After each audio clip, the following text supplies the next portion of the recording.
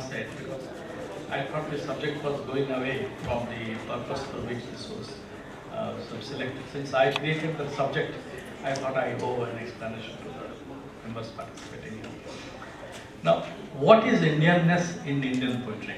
The basic intention was to identify that irreducible minimum which is present in all poetry written in India.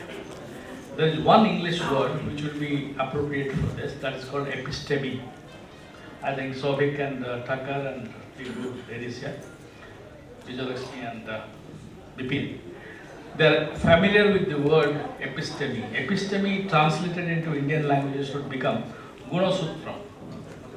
What is that qualitative character by which the whole of Indian poetry is defined? And yet, we have never tried to work on that. So, essential Indianness is Indian episteme.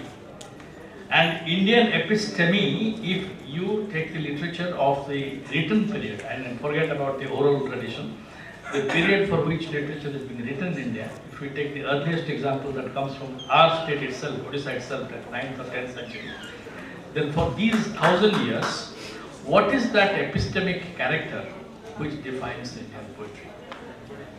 If you ask me to give you a clue as to how do I look at it, I would say Kabir, Ghalib and Tagore together constitute the finest example of Indian episteme. Kabir, Ghalib and Tagore, that cuts across religion, cuts across poetic styles, cuts across subjects, and that is the elemental quality of Indian literature. So I would request the participants to keep this in view while explaining their own work and work in their literature, so that we really understand. This is a question being asked in the West. You know the reason why no Indian has got a Nobel Prize until now after Tagore? Because we could identify a Gujarati poet, we could identify an Odia poet, but we could not identify an Indian poet. So they are wondering what is that Indian poetry. So Indian poetry is Indian epistemic unity which is reflected in poetry.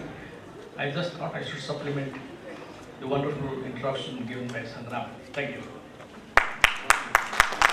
ଆମେ ସବୁବେଳେ ତ sir ଆପଣଙ୍କ ପାଖରେ ଋଣୀ ସବୁବେଳେ ଆମେ ଶିଖୁ ଆଜି ବି ଶିଖୁ ଏକ କଥା so now things are totally clear and we should not go away from that, so I will request first Bipin Chaudhary to speak in the language he feels at ease about